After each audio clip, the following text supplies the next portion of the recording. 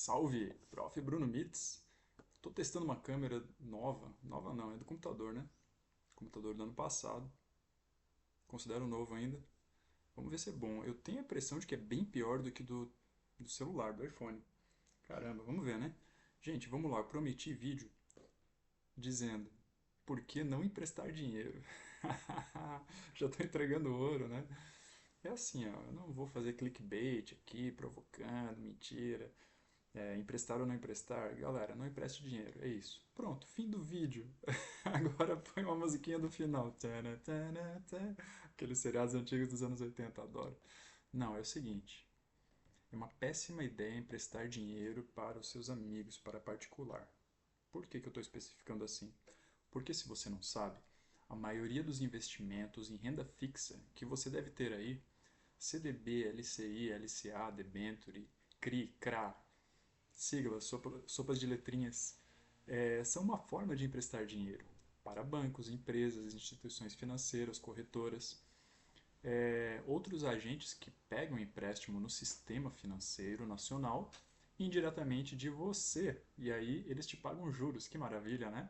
Então isso para mim é uma boa ideia. E é claro, você precisa estudar, você precisa conhecer minimamente o mercado para não fazer bobagem.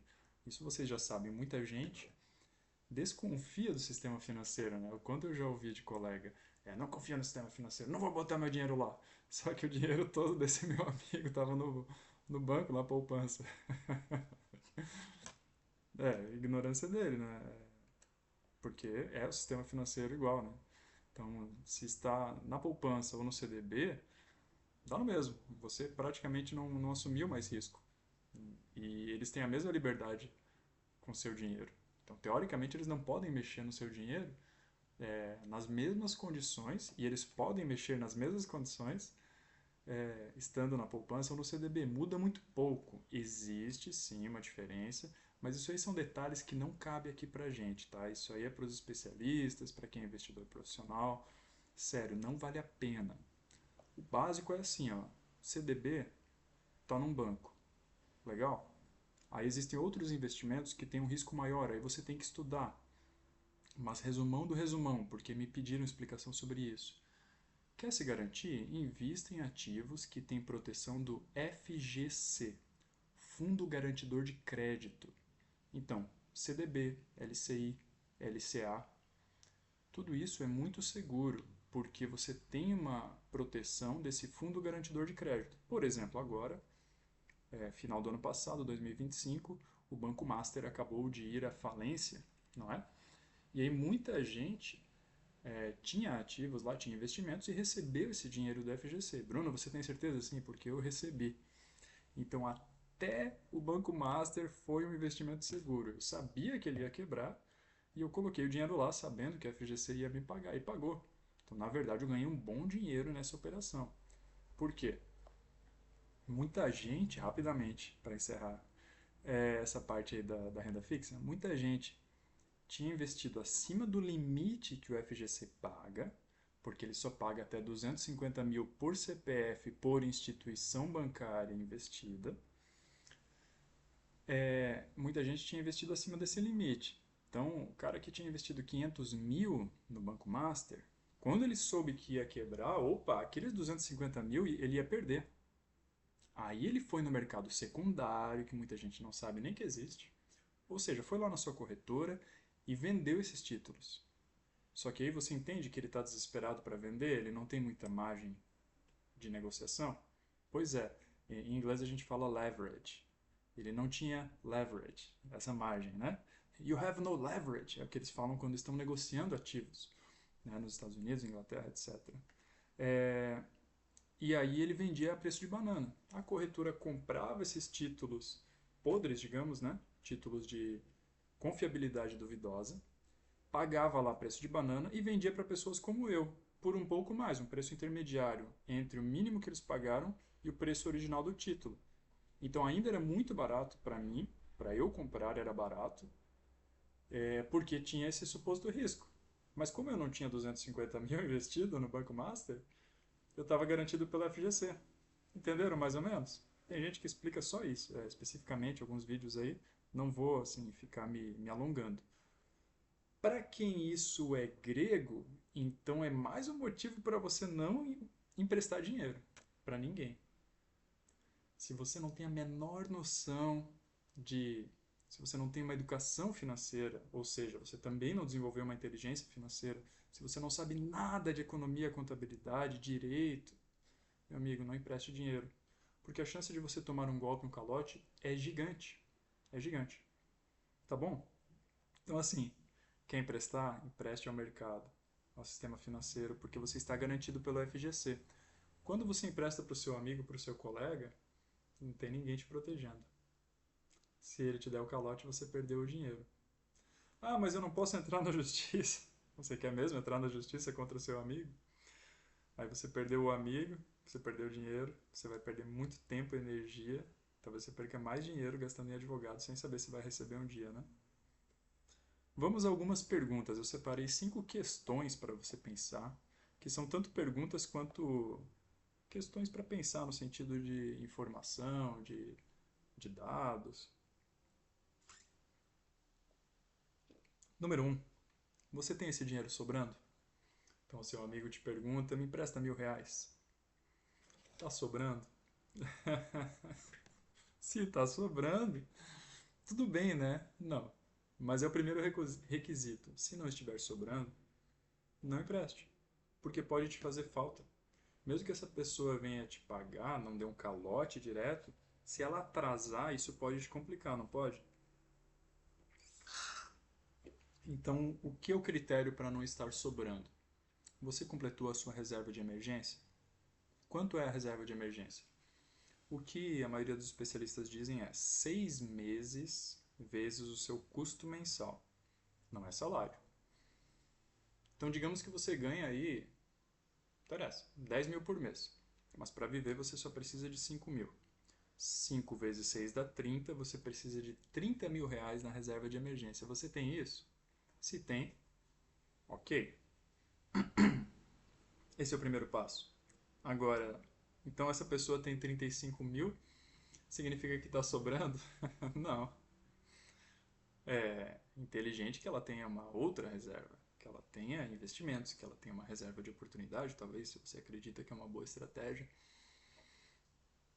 Se você está planejando outras coisas para o futuro, se você tem filhos, eu penso assim, pô, vou emprestar dinheiro pro camarada, certo? Mas o dinheiro que eu tenho guardado é dos meus filhos, é da minha família indiretamente. Então, se esse dinheiro sumir, poxa, eu estou tirando dinheiro dos meus filhos, da minha família, para emprestar para uma pessoa que, se não pagar, é uma pessoa desonesta. Está fazendo um roubo indireto. É um roubo de covarde, né? Porque a pessoa não tem a coragem de ir lá e te ameaçar, te apontar uma arma, enfim. Mas ela faz um roubo indireto de um amigo, de um ex-amigo, né? Então é uma atitude muito feia que não paga, né? Eu já emprestei algumas vezes. E se der tempo eu conto aqui, tá? Mas a maioria eu me arrependi. Então, questão 2. A pessoa não vai pagar. Como assim, Bruno? Não, não, eu acho que a pessoa vai pagar. Não, considere que a pessoa não vai pagar. Faça esse raciocínio. Como você se sentiria se emprestando aqueles R$ 1.000 ou aqueles 10 mil, seja o que for? Como você se sentiria tomando esse calote? Eu faço esse exercício quando eu vou emprestar dinheiro para um banco, para uma instituição financeira, uma empresa. Então eu vou lá no meu aplicativo e. Cadê? Aqui. Eu vou lá no meu aplicativo. Ah, tem aqui um CDB pagando 15% ao ano, bacana. Se der errado, aí eu vou vendo as opções ali, né? Ah, tem um outro que paga 14, será que é mais seguro? Você tem que fazer a conta, né? Então estude, antes de investir em qualquer coisa, estude. Como eu me sentiria se houvesse um calote? Pô, eu me sentiria tranquilo porque tem a FGC. Beleza. Ah, tem outro investimento melhor. É uma CRI, por exemplo, pagando uma taxa boa aí, 15% ao ano. Ué, mas é a mesma? Não, só que a CRI é isenta de imposto de renda. É uma outra classe de ativo, uma outra classe de empréstimo. Então, 15% sem imposto de renda é muito mais. Se você não entendeu nada disso, não invista. Vai dar uma estudada antes, tá? Pô, mas daí onde é que eu deixo meu dinheiro, Bruno? Embaixo do caixão? Embaixo do colchão? É, embaixo do caixão, porque você vai morrer e não vai levar nada. Olha a piada que saiu natural. Não, deixa numa poupança, numa conta remunerada. Pô, mas daí eu tô perdendo dinheiro, que eles me falam. Você tá ganhando pouco. Só que é melhor ganhar pouco do que perder muito, você não acha? É, então antes de ir para o mercado de ações, fundos imobiliários, só porque é modinha, não quer dizer que é uma coisa boa, porque todo mundo está fazendo. Há pouco tempo atrás, todo mundo estava com dinheiro na poupança. Era uma coisa boa? Não. Não. Todo mundo compra terreno e imóveis. É uma coisa boa? Vá pesquisar, não acredite em mim, mas em termos de investimentos, são poucos os casos em que comprar imóveis vale a pena. Em termos de investimentos, não para viver, é diferente, tá? Enfim, então, considere que a pessoa não vai pagar. Voltando ao foco aqui. Como você se sentiria? Você ficaria bravo? Seja sincero. Ah, eu acho que sim. A sua amizade iria acabar? Acho que sim. Então é um motivo para você não, um motivo forte para você não emprestar, porque você vai perder dinheiro e um amigo, né? Ou não, eu fico tranquilo, eu perdoo a pessoa, se um dia ela pagar, pagou. Beleza, algumas pessoas são desapegadas assim, né? A gente pode ir para a próxima questão. Mas assim, eu não consigo, eu não tenho esse desprendimento. Eu posso doar, e eu gosto de fazer trabalho voluntário, inclusive, que eu acho que transforma muito mais, contribui muito mais à sociedade. Né? Trabalhei em instituições de caridade, instituições voluntárias, dei aula como professor voluntário algumas vezes. Excelente, a experiência é incrível. Eu considero que fez mais bem a mim mesmo do que as pessoas que estavam lá precisando, né? As crianças carentes, enfim. Só que emprestar dinheiro é outra coisa. Tenha claro isso. Você não está fazendo caridade, tá bom? Reflita bem sobre isso. Antes de fazer, reflita. Vamos lá. Você vai se importar. Essa foi a questão 3. Tá. Questão 4. Você doaria esse dinheiro para essa pessoa? É diferente. Então pensa lá. Fulano, Joãozinho te pediu R$ 1.000. Ou R$ 10.000, enfim, quanto ele pediu. Você estaria disposto a dar esse dinheiro para ele? Se você estiver, olha, eu acho que aí tudo bem. Como eu disse, eu prefiro dar para pessoas carentes. Né? Eu não sei. Então, às vezes, se você estiver disposto a dar, aí tudo bem. Por exemplo, sei lá, minha mãe. Né? Minha mãe me pediu dinheiro emprestado. Uma vez ela pediu. Eu não lembro se ela acabou cancelando depois. Eu acho que ela mudou de ideia. Falou, não, não vai precisar, Bruno. Mas ela pediu. Será que você teria R$ 1.000 aí para eu ajeitar as contas aqui? Eu falei, claro, na hora. Por quê? Gente, eu tinha esse dinheiro. É, Se ela não pagasse, eu não ia me importar. Questão 2. Questão 3. Então a 2 e a 3 são conectadas, né? Se ela não pagasse, eu imaginei o cenário, eu não me importaria, porque é a minha mãe, pelo amor de Deus. Eu doaria, sim, óbvio, né? Eu ia oferecer esse dinheiro doando já. Só que ela ia dizer, não, não, eu faço questão de pagar. Então, beleza, se quiser pagar, paga. Se não quiser, eu fico mais feliz ainda de poder contribuir, né? Imagina, a pessoa que me deu a vida. Então esse é um caso que aí tudo bem. Aí na verdade é uma doação. Fica ali no meio termo, tá? E questão 5, você se arrependeria? Então, no caso da minha mãe, óbvio que eu não me arrependeria de emprestar dinheiro para ela. Agora, em quase qualquer outro caso, eu me arrependeria. Porque eu reflito muito sobre essas coisas, eu tenho essa consciência. Pense você, se arrependeria?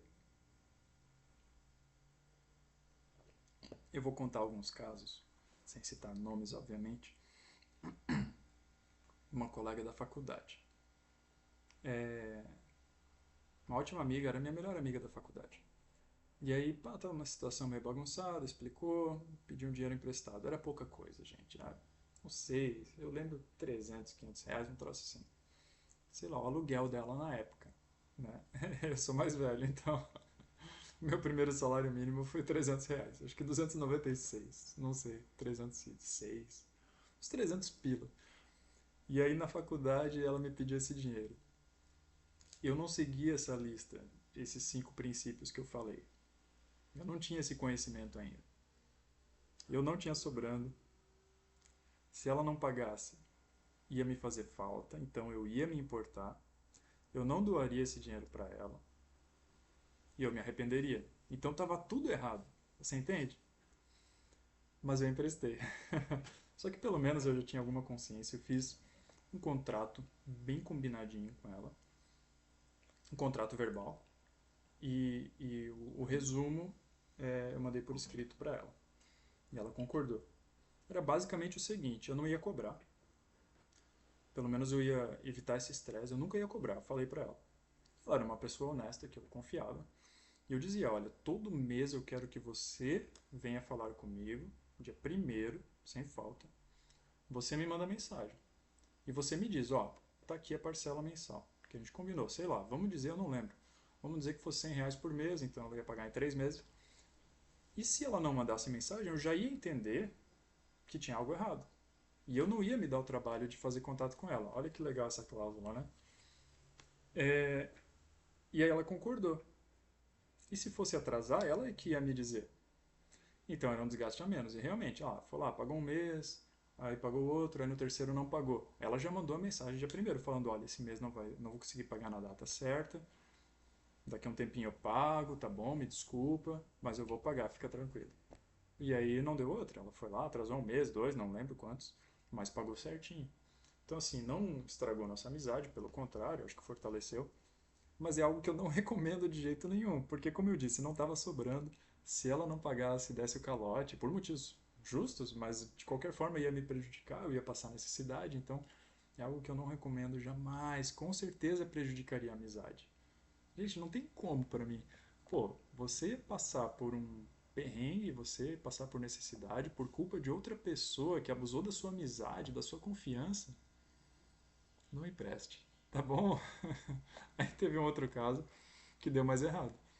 Uma pessoa próxima pediu R$ 1.000, emprestei.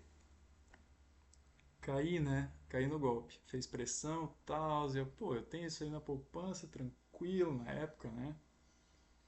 Não sabia investir ainda. E daí dessa vez eu coloquei juros. Eu já ia esquecer de falar de juros. Quantos juros você cobraria? Para e pensa. Vou te dar segundos aí. Se você não sabe, não empreste. Porque para essa amiga eu emprestei sem juros, que é uma péssima ideia. Os juros são a remuneração do capital no tempo. Então é o preço do dinheiro. Só que não é só para remunerar o custo de oportunidade. Para quem não sabe, é o que você poderia fazer com dinheiro que você não está fazendo porque você emprestou. Desculpa. Então, os juros também têm a função de criar uma pressão, porque se a pessoa atrasar, os juros continuam correndo. Então vai ficar mais caro este empréstimo. Aí nesse outro empréstimo eu emprestei R$ 1.000 com juros. Se você não sabe, juro de 1% ao mês é permitido pela lei sem caracterizar a agiotagem. Tá? Então a agiota é aquele que empresta com uma taxa de juros maior que essa. Aí é considerada juros abusivos. Curiosamente, o banco pode cobrar mais e não é considerado abusivo. Tem tabelas lá, né? Mas eles podem cobrar muito, muito mais e é assim que eles ficam ricos, né, gente? É o sistema bancário aí, é o sistema capitalista em que estamos inseridos. Não fui eu que inventei as regras. Mas você particular não pode cobrar 2% ao mês, por exemplo. E o banco cobra muitas vezes mais do que isso, tá bom? Enfim, na renda fixa você consegue ganhar uns 1%, 1,5% ao mês, quase, tá? Mas dá para ganhar mais de 1% ao mês hoje, de forma mais ou menos segura, relativamente segura. 1% ao mês é tranquilo, porque a Selic está muito alta, né? Essa taxa de juros está alta, então está uns 15% ao ano. Eu não sei quando você estará vendo esse vídeo. Mas por esse motivo, emprestar a um particular significa que você vai cobrar menos juros do que você ganharia emprestando a um banco, a uma instituição financeira que teria um contrato, teria toda uma segurança jurídica por trás, teria o FGC.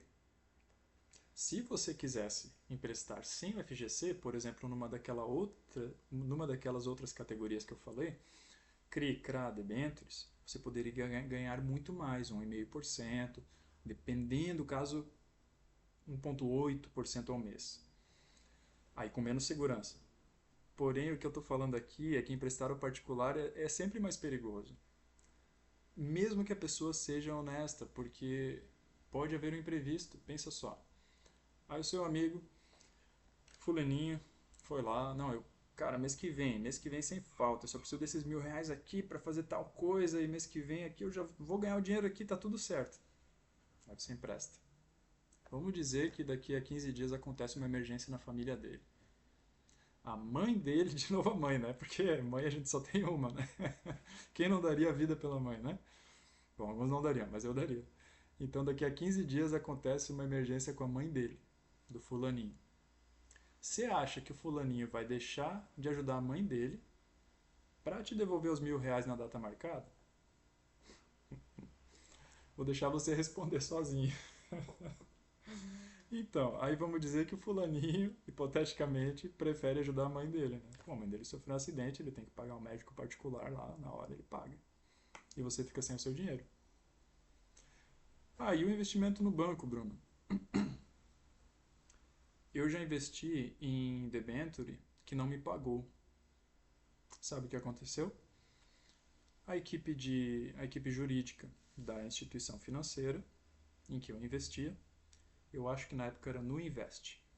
Easy Invest ainda, antes de pertencer à Nubank, né? Existia a Easy Invest, que era parceira da Nubank. Enfim, só título de curiosidade, eu não estou fazendo propaganda nem falando mal, não me interessa o que você pensa dela. Aí tinha lá um valorzinho pequeno, né? Eu começando a investir, botei lá na debênture, rendendo bastante. E a empresa não conseguiu pagar todas as debêntures. O que aconteceu? Eu não fiz nada.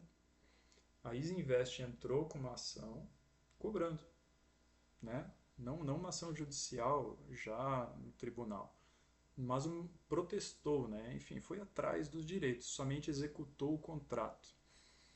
E aí a empresa foi lá e deu uma negociada, daqui a um mês entra o dinheiro e tal, aceitaram, entraram no acordo e pronto. Aquele título teve um vencimento antecipado, então eu era para estar recebendo juros lá por alguns anos. Então foi quitado esse contrato e aí eu recebi o montante integral com juros. Talvez eu tenha perdido uma miserinha ali, um mês de juros, nesse processo, nesse atraso. Que foi mais ou menos o que aconteceu com o Banco Master agora. O Banco Master, a maioria das pessoas tinha CDBs, com uma taxa de juros muito alta, né? Mas era garantida pelo FGC. Então é muito mais seguro do que uma debenture ou uma CRI, CRA. O CDB, Certificado de Depósito Bancário, ele ou carta de depósito. Gente, eu nem lembro das siglas, tá? Eu não sou especialista nisso, mas tenho uma noção boa. O que importa é como funciona, né? Então, é uma carta, é um direito que você compra um título de crédito privado feito a um banco. Então, você emprestou dinheiro para o Banco Master, ele te deu um contrato, né? Antigamente seria um papel assinado pelo gerente do banco. Hoje é um documento lá que está no seu aplicativo, lá o registro e pronto. E óbvio que está na CVM, está lá no... Para simplificar bastante, eu vou falar, está lá no Banco Central, registrado, tá? E aí, quando foi a falência, né, a execução judicial, a liquidação do Banco Master, a FGC foi lá, consultou e disse: o Bruno tem lá uma merrequinha para receber. Pronto, agendou e pagou. Só que demorou uns 2 meses, né? Até porque foi meio atribulada essa liquidação ali, fraude, não sei o quê. Mas mesmo assim, quem investiu de boa fé recebeu. Então é isso. E o fulaninho que pegou seu dinheiro, não teria. Você não teria como receber. Você tem advogado? Você tem um escritório de advocacia montado, especializado nisso? Não, né? Pois é. Então não empreste dinheiro. É isso. Era para ser mais curto esse vídeo. Se você gostou, deixa o like, se inscreva, mande para alguém que precisa ouvir isso, porque tem muita gente fazendo besteira aí. Gente, eu vi gente perdendo rios de dinheiro. Eu vi gente emprestando dinheiro para parente. E o pior é que a pessoa que deve, ela não fica mais seu amigo por causa disso. Normalmente ela fica menos, ela te culpa. Eu tive que ouvir desse camarada aí que eu emprestei R$ 1.000 quando ele era para me pagar, né? Não, veja bem, aconteceu não sei o quê. Ele falou: você está precisando desse dinheiro?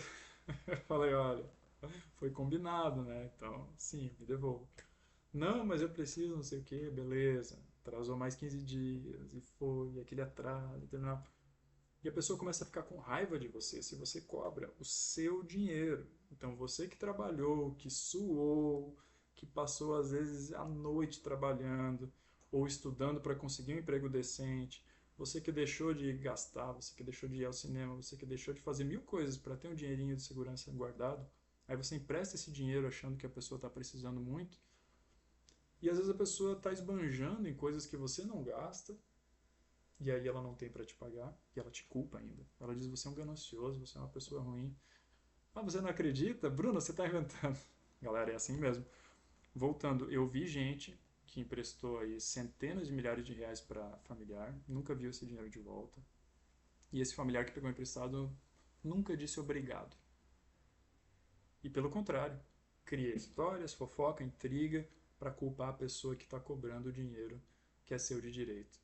E às vezes essa pessoa deixou de comprar uma casa, deixou de trocar de carro, deixou de dar um conforto maior para a família, deixou de viajar porque emprestou aquele dinheiro. Então, não faça besteira. Existem instituições financeiras por um motivo, existe banco que empresta. Hoje em dia está muito fácil conseguir crédito, eles oferecem um aplicativo o tempo inteiro, é muito fácil. Então, aprenda a dizer não. Quando vierem te pedir emprestado, diga não, não tem. Ah, mas eu sei que você. Não, meu dinheiro está todo travadinho. Esse aqui é do meu filho, esse aqui tá ali para tal coisa, senão não dá certo, tá? Então eu não posso emprestar no momento, não, eu não faço isso, eu não empresto, eu não sei lidar com isso. Diga o que você acha melhor. Eu prefiro não mentir, tá bom, gente? E é para tudo. Inclusive quando me pedem na rua, eu não gosto de dar esmola, é óbvio que eu já dei algumas vezes, muitas vezes até na vida, né? Mas muitas vezes a pessoa doa por pressão, né? Por não saber o que dizer, às vezes por medo, né, da situação. Mas como hoje eu tenho certa segurança, né? Quando eu estou andando sozinho na rua, assim, a não ser, nunca me pediram dinheiro armado, que seria um assalto, né? Tenho certa segurança, enfim, homem sozinho é um pouco mais seguro, eu sou militar também, né? Então, sei me defender. No último caso, eu saio correndo. Mas eu evito mentir, eu não falo mais assim, ah, não tenho dinheiro. Eu só falo não. E se você falar com segurança, normalmente a pessoa aceita, porque ela não tem o que fazer. Entendeu? Então, quando um sem vergonha aí for te pedir dinheiro, seja na rua, seja um suposto amigo, diga não, não vai dar. Pronto. Me peça qualquer coisa menos isso, tá bom? Se você tiver uma resposta melhor, mais educada, coloque aqui nos comentários, por favor. Eu não sou o melhor para dar respostas macias, suaves. Eu não sou bom de enrolação, então se você quiser me ensinar, coloque aqui nos comentários. De verdade eu estou falando, me ensina aí, que talvez eu possa aprender essa parte aí com vocês, tá bom? Dizer não, eu sou mais seco, né? É, tradição alemã, então é nine, nine, nine. Acabou. Um abraço, tudo de bom.